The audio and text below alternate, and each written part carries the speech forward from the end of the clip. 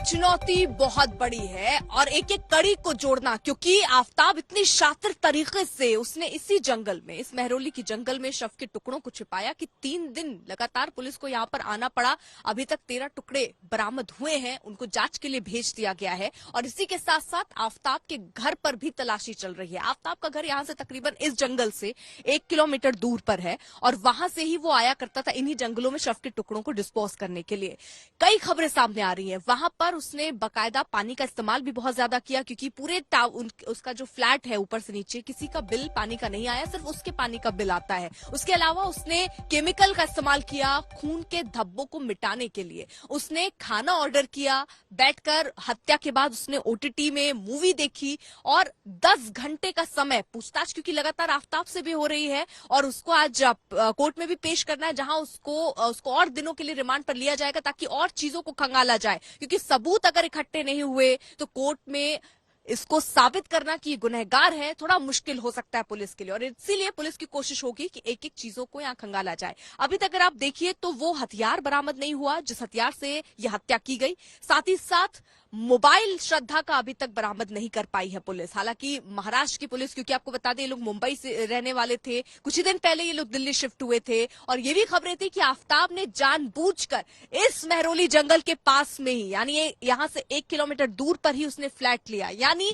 क्या ऐसा हो सकता है कि उसने पहले से ही सब चीजें अपने दिमाग में बना ली हों, अपने शातिर तरीके से सब चीजें, कैसे इस हत्या को करना है, कैसे इसको अंजाम देना है और जंगल में जाकर कैसे टुकड़ों को छिपाना है, ये सारी क्या रणनीति उसने बना ली थी। हालांकि अभी उसने जरूर कबूल किया है कि आई किल श्रद्धा, यानी मैंने श्रद्धा को मारा है। लेकिन क्या कोर्ट में भी वो ये बात कहेगा? कोर्ट में अगर ये पूरा मामला जब जाएगा तो सबूत रखने होंगे और इसीलिए एक एक कड़ी को जुटाने की कोशिश पुलिस की तरफ से हो रही है ताकि सबूत इकट्ठे हों और उसे कोर्ट के सामने रखा जाए।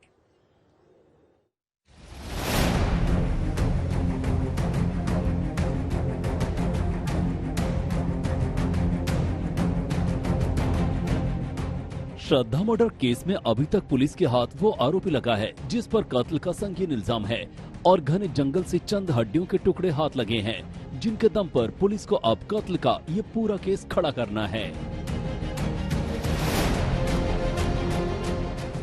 ऐसे में ये माना जा रहा है कि कत्ल के आरोपी को साथ लेकर जंगल की खाक छान रही पुलिस को कई और जरूरी सबूत मिल सकते हैं। लेकिन सबसे पहले ये समझना बेहद जरूरी है कि अभी तक पुलिस के हाथ लगा क्या क्या है। पुलिस को फ्रिज से लेकर घर के अलग अलग हिस्सों से खून के छींटे नहीं मिले। आरोपी ने खून से सने कपड़ों को एक कचरे की गाड़ी में डाल दिया था। जिस आरी से लाश के टुकड़े करने की बात कही जा रही है वो भी पुलिस के हाथ नहीं लगी है। जिस फोन से एक ही झटके में कई राज फाश हो सकते हैं, श्रद्धा का वो फोन भी पुलिस के हाथ नहीं लगा है। इतना ही नहीं, आरोपी आफताब जिन जिन रास्तों से गुजरने का दावा कर रहा है, पुलिस को अभी तक वहां के सीसीटीवी फुटेज तक नहीं मिले।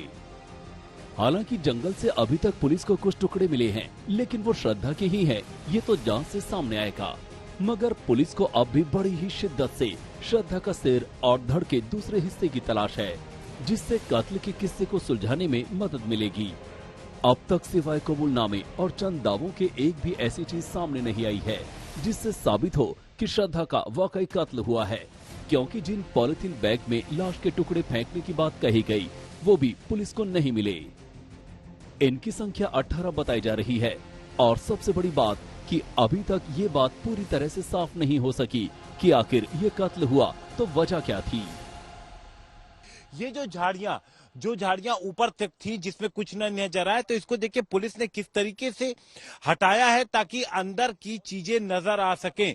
ये वो जगह है जहां पर आइडेंटिफाई पहले ही पुलिस को कराया जा चुका था आफताब को लेकर के, जब पुलिस की टीम आई थी। और उसके बाद अब पुलिस बड़ी ही तेजी से इस जंगल के अंदर छानबीन कर रही है।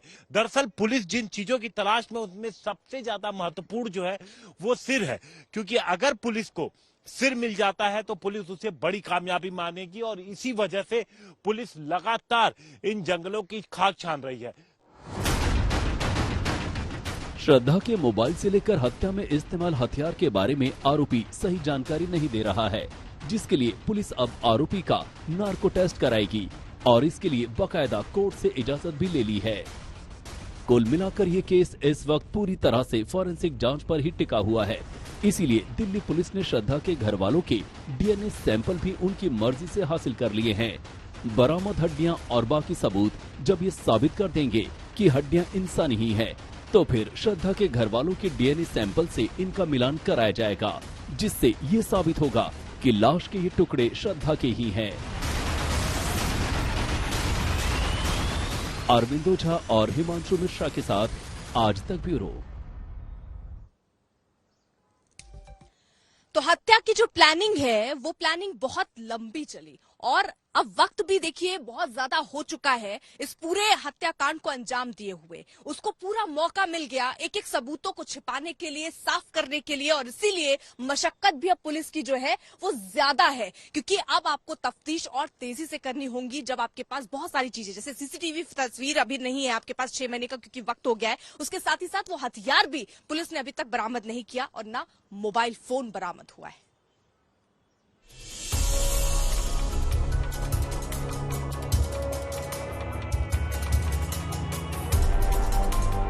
दिल्ली पुलिस के हाथों से वक्त तेजी से फिसल रहा है।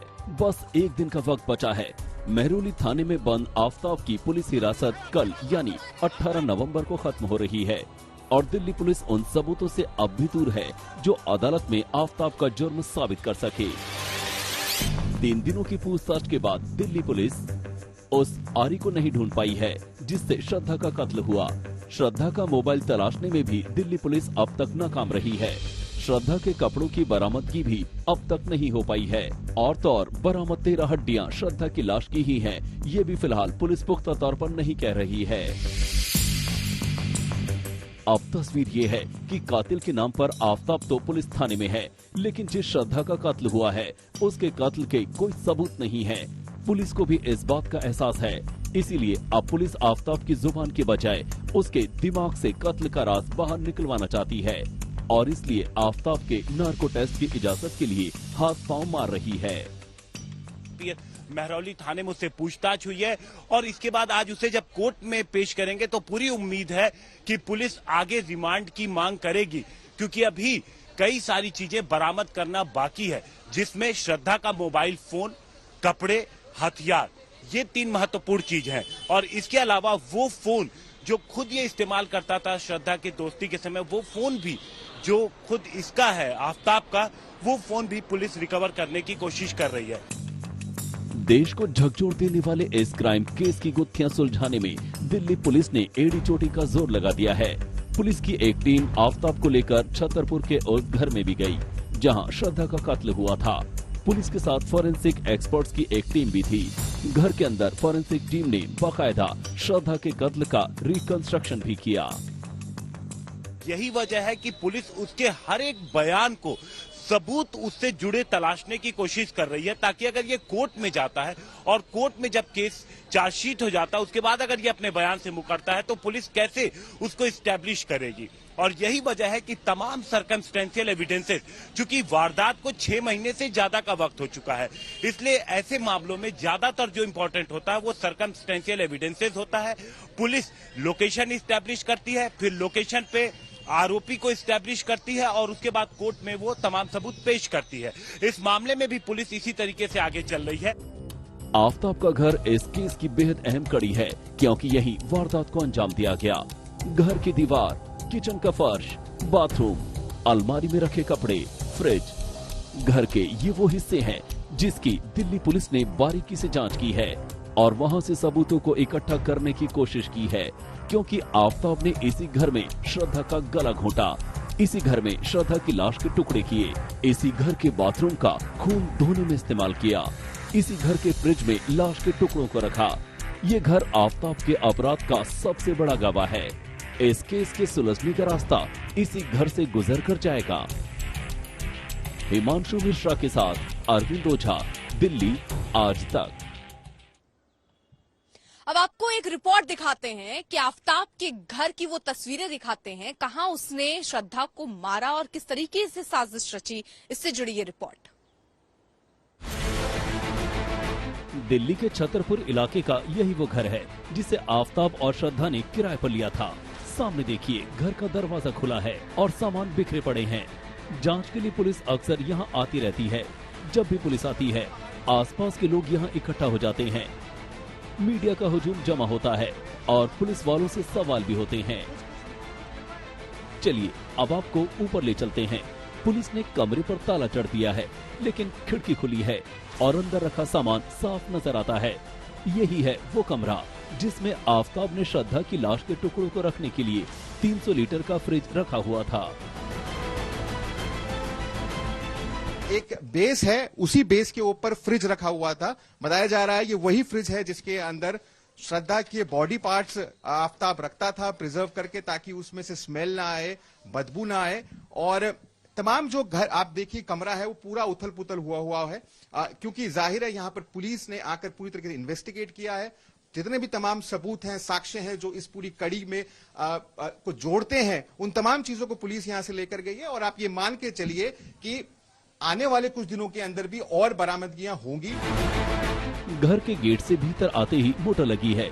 बताया जा रहा है कि आफताब अक्सर पानी की किल्लत की बातें करता था। श्रद्धा हत्याकांड में रोजाना नए खुलासे हो रहे हैं। अब ये थ्योरी निकल कर आई है कि आफताब ज्यादा पानी इस्तेमाल करता था और उसका जो पानी का जो बिल है वो भी बकाया है 600 रुपए, क्योंकि उसने जो सब्सिडी की लिमिट होती है 20,000 लीटर, उससे ज्यादा पानी इस्तेमाल किया। और इन्वेस्टिगेटर्स ये इन्वेस्टिगेट कर रहे हैं कि क्या ज्यादा पानी का इस्तेमाल उसने इस वजह से किया कि वो कोई सबूत मिटा। छतरपुर के इस घर में आफताब के गुनाहों के सबूत मौजूद हैं, जिन्हें तलाशने के लिए पुलिस एड़ी चोटी की ताकत लगा रही है।